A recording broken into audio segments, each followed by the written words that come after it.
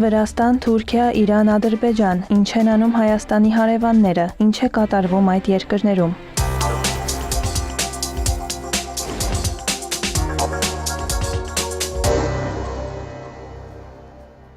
Ոչ պաշտոնական տվյալներով արտերկրում բնակվում է ավելի քան 1,5 միլիոն վրացի։ Այդ մասին հայտնել է Վրաստանի փոխարտգործնախարար Վլադիմիր Կոստանտինիդիսը Սփյուռքի եւ Կովկասի հարցերով խորհրդարանական հանձնաժողովի նիստում։ Նրա խոսքով առկա տվյալները հիմնված են դեսպանություններից եւ Սփյուռքից ստացած տեղեկությունների վրա։ Պաշտոնյան նշել է, որ արտերկրում վրացիների մեծ մասն ապրում է չունենալով օրինական կարգավիճակ։ Փոխարտգործնախարարի խոսքով արտագաղթած վրացիների մեծ մասը բնակվում է եվրոպական երկրներում։ Վրաստանում բողոքի ակցիաները շարունակվում են։ Թբիլիսիում ցուցարարները Հանրապետության հրապարակից, հանրային հեռուստաընկերությունից եւ Թբիլիսիի պետական համալսարանից երթով շարժվել են դեպի Վրաստանի խորհրդարան, փակել Ռուսթավելու պողոտան։ Միաժամանակ բողոքի ակցիաներ են տեղի ունեցել Զուգդիդիում, Բաթումում, Քութայիսում եւ Թել Ավիվում։ Ցուցարարները պահանջում են խորհրդարանի արտահերթ ընտրություն անցկացնել եւ ազատ արձակել մոտ 50 ակտիվիստի, որոնց դեմ քրեական գործեր են հարուցվել։ Վրաստանում լայնածավալ ակցիաները մեկնարկել են 2024 թվականի նոյեմբերի 28-ին Եվրամիությանն անդամակցության շուրջ բանակցությունները սառեցնելու վերաբերյալ վրացական երազանքի որոշումից հետո։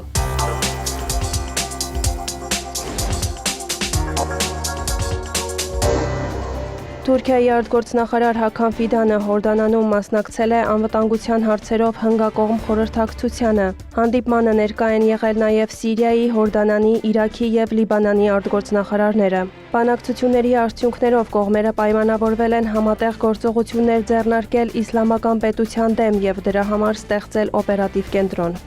Մենք որպես տարածաշրջանի երկրներ վճռական ենք պայքարելու իսլամական պետության դեմ։ Այն վնաս է հասցնում ոչ թե մեկ երկրի, այլ տարածաշրջանի շատ պետությունների, ուստի դժվար է միայնակ պայքարել խմբավորման դեմ։ Այդ պայքարի հարթակը ձևավորելու առաջին քայլը մենք արդեն արել ենք։ Ֆիդանն անդրադարձել է Սիրիայի արևմուտքում տեղի ունեցող զարգացումներին, նշել, որոշ ուժեր սադրանքներով փորձում են խափանել անցումային կառավարության քաղաքականությունը։ Մենք լի ենք վճռականությամբ օգնելու Սիրիայի նոր կառավարությանը բոլոր առումներով եւ աջակցելու երկրի կայունացման ուղղված նրա գործողություններին։ Ֆիդան ընդգծել է, որ Սիրիայում ալևիների, քրիստոնյաների, դրուզների համար կարևոր է զերծ մնալ սադրանքներից։ Թուրք դիվանագետը նշել է, որ Անկարան պաշտպանում է քաղաքացիական բնակչության կյանքի, սեփականության եւ մշակութային իրավունքները։ Քուրդիստանի աշխատավորական կուսակցությանն այլ բան չի մնում, քան ինքնալուծարվելը եւ զենքը վայր դնելը, հայտարարել են Թուրքիայի պաշտպանության նախարարությունից։ Ավելի վաղ Թուրքիայում ՑՄ ազատազրկման դատապարտված Քուրդիստանի աշխատավորական կուսակցության հիմնադիր Աբդուլլա Օջալանը քուրդ զինյալներին կոչ էր արել վայր դնել զենքը եւ լուծարել Թուրքիայում ահաբեկչական համարվող կուսակցությունը։ Քրդերի խնդրին է անդրադարձել նաև Թուրքիայի արտգործնախարարը։ Հական Ֆիդանը նշել է, որ քուրդ զինյալները Թուրքիայի տարածքում ոչ մի քառակուսի մետրի նկատմամբ վերահսկողություն չունեն։ Ֆիդանի խոսքով դա ավելի մեծ տարածաշրջանային խնդիր է եւ քրդերի նկատմամբ պետք է կիրառել նույն մեթոդներն ու միջոցները, որոնք կիրառվում են իսլամական պետության նկատմամբ։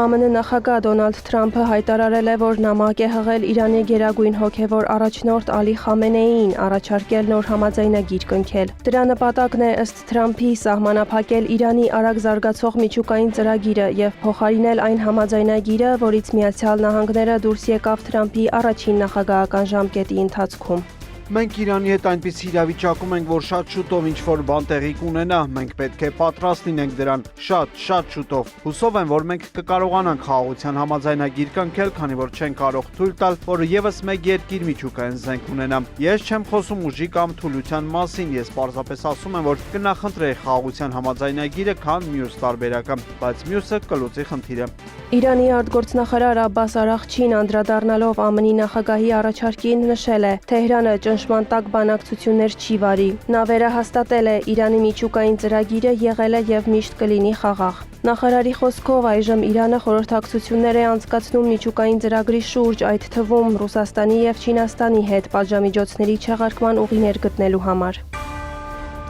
Իսլամական հեղափոխության գերագույն առաջնորդ Ալի Խամենեին Ռամադանի առիթով հանդիպում է անցկացրել երկրի բարձրագույն ղեկավարության հետ։ Նա արձագանքել է Դոնալդ Թրամփի առաջարկին։ Նրա խոսքով որոշ երկրների կողմից բանակցությունների առաջարկն ուղղված չէ խնդիրների լուծմանը, այլ հետապնդում է թելադրանքի եւ իրենց պահանջները պարտադրելու նպատակ, սակայն Իսլամական Հանրապետությունը չի կատարի նրանց սպասելիքները։ Խամենեին հավելել է. Իրանին ոչինչ չի մնում, քան դիմադրել ճնշումներին ու թելադրանքին։ Իրանի գերագույն հոգևոր առաջնորդն անդրադարձել է նաև համատեղ համապարփակ գործողությունների ծրագրին։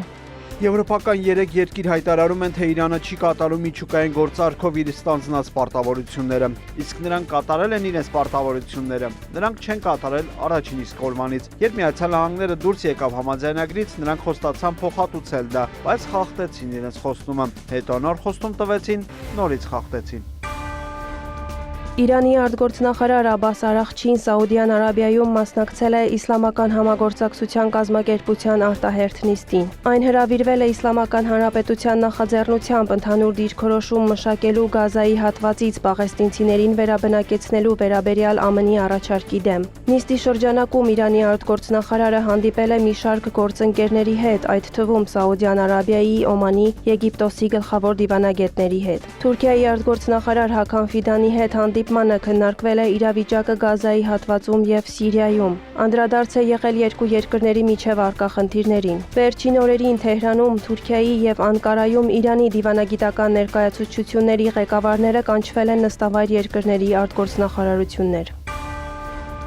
Իրանի արտգործնախարարության խոսնակ Էսմայիլ Բաղային նշել է, որ Թեհրանը որևէ կերպ չի միջամտում Ուկրաինայում հակամարտությանը։ Նրա խոսքով Թեհրանի սկզբունքային դիրքորոշումն այն է, որ հակամարտությունը պետք է կարգավորվի բանակցությունների ու երկխոսության միջոցով։ Բաղային հերքել է Ֆրանսիայի նախագահ Էմանուել Մակրոնի հայտարարությունները, որ Ուկրաինայի հակամարտությունում ռուսական կողմը իրանական տեխնիկա է կիրառում։ Նա այդ մեղադրանքները որակել է որպես անհիմն ու անպատասխանատու։ Իրանի ԱԳՌ խոսնակը հիշեցրել է, որ վերջին 3 տարվա ընթացքում Թեհրանին բազմիցս մեղադրել են Ռուսաստանին աջակցելու համար։ Բաղային կոչ է արել դադարեցնել մեղավորներ փնտրելու քաղաքականությունը եւ ջանքեր գործադրել տարածաշրջանային եւ միջազգային անվտանգությունը ապահովելու համար։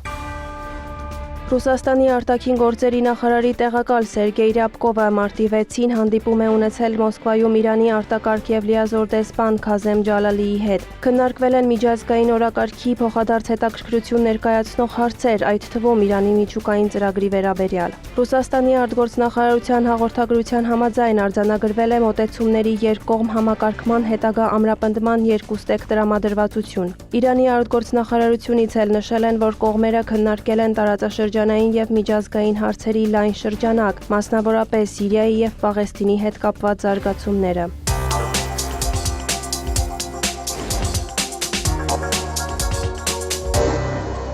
Ադրբեջանի պետական նավթային ընկերությունը մտադիր է մեծացնել իր ներգրավվածությունը Իսրայելի էներգետիկ ոլորտում։ Իսրայելական լրատվամիջոցների տեղեկություններով Սոկարն առաջիկա 2 շաբաթվա ընթացքում Իսրայելի էներգետիկայի եւ ենթակառուցվածքների նախարարության հետ աշխատանքային ծրագիր կստորագրի երկրի հյուսիս-արևմուտքում գազ որոնելու համար։ Նշվում է, որ աշխատանքային ծրագրի ստորագրումը Բաքվի համար ռազմավարական քայլ է։ Սա Սոկարի առաջին հորատման գործողությունն է լինելու Ադրբեջանի սահմաններից դուրս։ Ադրբեջանն ու Եվրամիությունը պատրաստ են ընդլայնել գործակցությունը բնական գազի մատակարարումների եւ վերականգնվող էներգիայի ոլորտներում։ Այդ մասին հայտարարել են Ադրբեջանի էներգետիկայի նախարարությունից։ Ավելի վաղ Բրյուսելում տեղի է ունեցել էներգետիկ գործակցության հարցով աշխատանքային խմբի առաջին հանդիպումը։ Խումբը ստեղծվել է Սլովակիայի նախաձեռնությամբ Ուկրաինայի տարածքով ռուսական գազի մատակարարումները դադարեցվելուց հետո։ Քննարկումներին մասնակցել են Ադրբեջանի էներգետիկայի փոխնախարարը, պետական նավթային Սոկար ընկերության փոխնախագահը, ԵՄ էներգետիկ հանձնաժողովի ղեկավարը եւ Սլովակիայի փոխվարչապետը։ Վարդուհի Հարությունյան, հարևաններ։